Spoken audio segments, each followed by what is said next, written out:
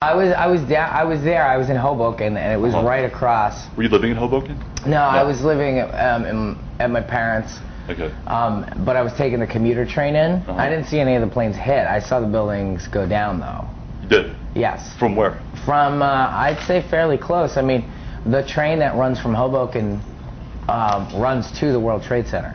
So it was, there's two trains. One runs to on 33rd, one runs to World Trade Center. Right, yeah. So it's right there. Like, it's a straight shot from Hoboken Terminal.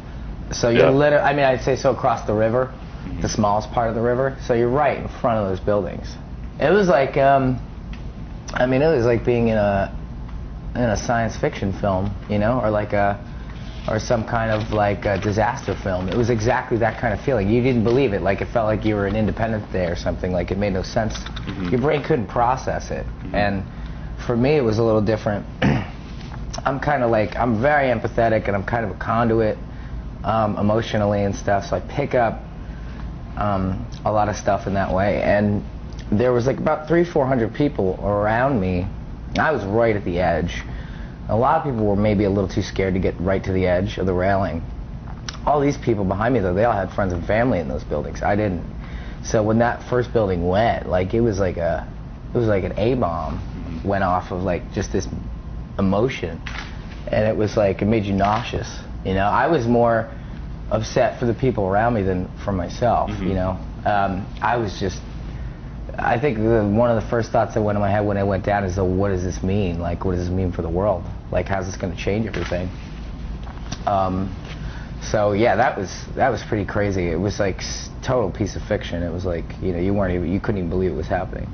And what did you end up doing that day? They were sending people back home on the trains for free. They were basically just shuttling people out, and I ended up walking home that day. And I got off the train and walked home, and my mom was really excited to see that I was still alive and that I was able to also get home so quickly.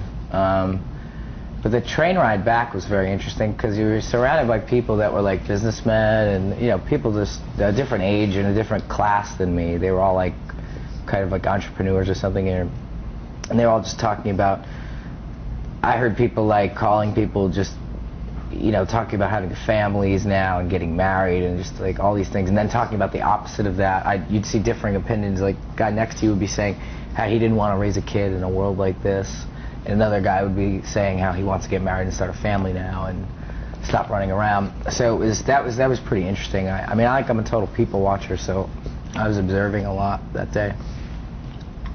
And how did that lead to the creation of the band? One of the other things I thought about when that first building went down was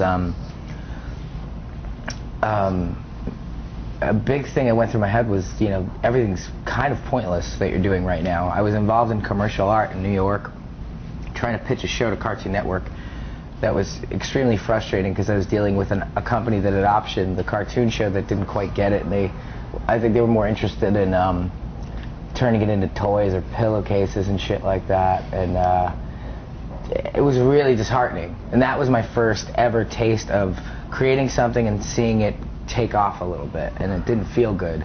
And at that moment I was like, oh, this doesn't mean anything. This is all garbage. Like, this is all bullshit.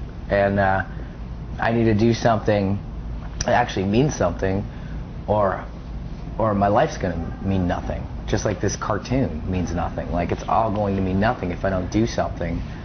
And it doesn't mean like go out there and save the world, because you can't, obviously. But it means, you know, go out there and make some kind of difference, or say something that has some kind of value to it. Connect with another human being, you know.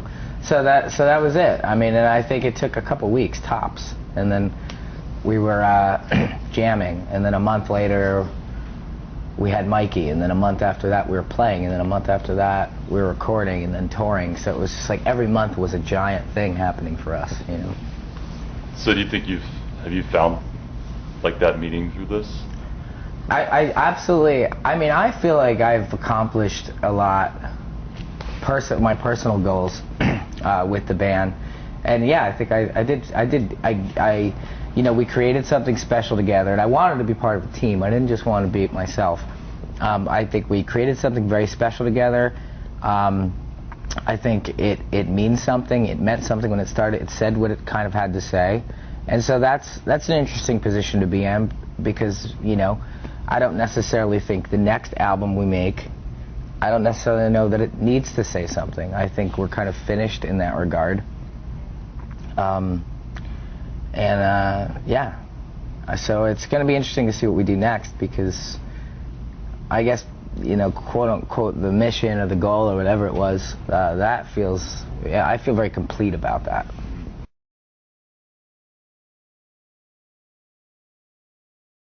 Like, the feeling that I got growing up in that area, did you ever kind of have these kind of moments where you're in an environment, even in high school or anywhere else, where you realize, like, wow, I'm completely built differently than every single person I'm around? Like, from the kids bullying, like, I'd watch kids bully other kids, and it was all about, like, force and aggression and dominance.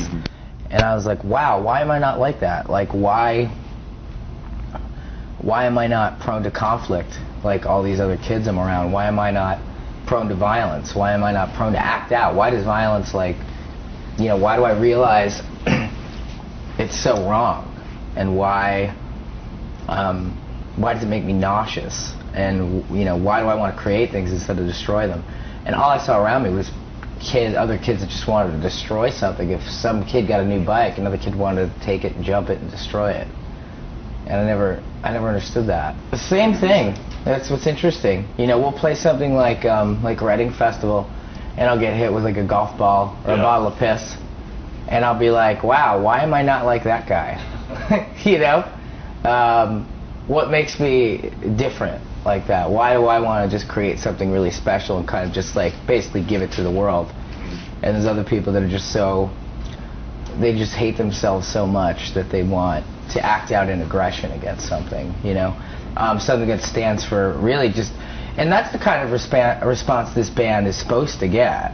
Like, it was a wake-up call in the regard that we hadn't had that response in a long time, but when the band started, we would get physical threats, because it was flamboyant and it was unapologetic.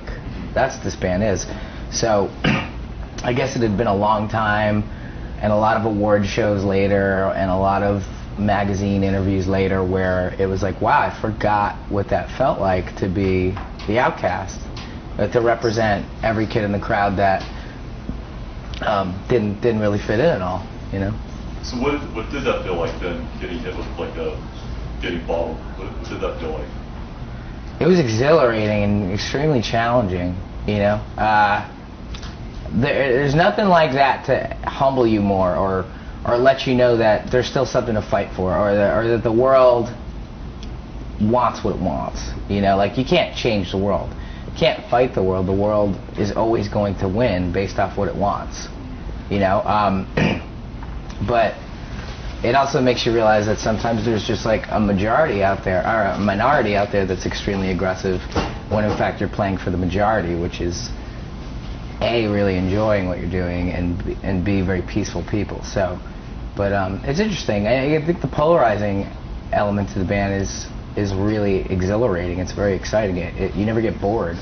So when you got like hit with the ball, you felt like exhilarated? Yeah, I mean that actually ended up I think when all said and done, I mean, we'll have we've had shows since that I feel were like maybe my personal best, or I said something extra witty that day or extra important, but I think when all is said and done, people will look at that very specific show and say that was the most important show of this band's career, because they got up there facing a tremendous amount of opposition and won an entire crowd over, and did it with every single camera on them and everybody facing them.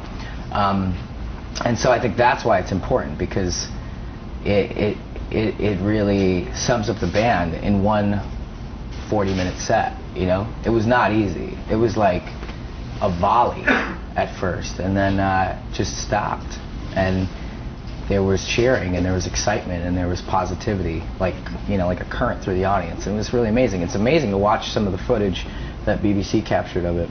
It's pretty awesome.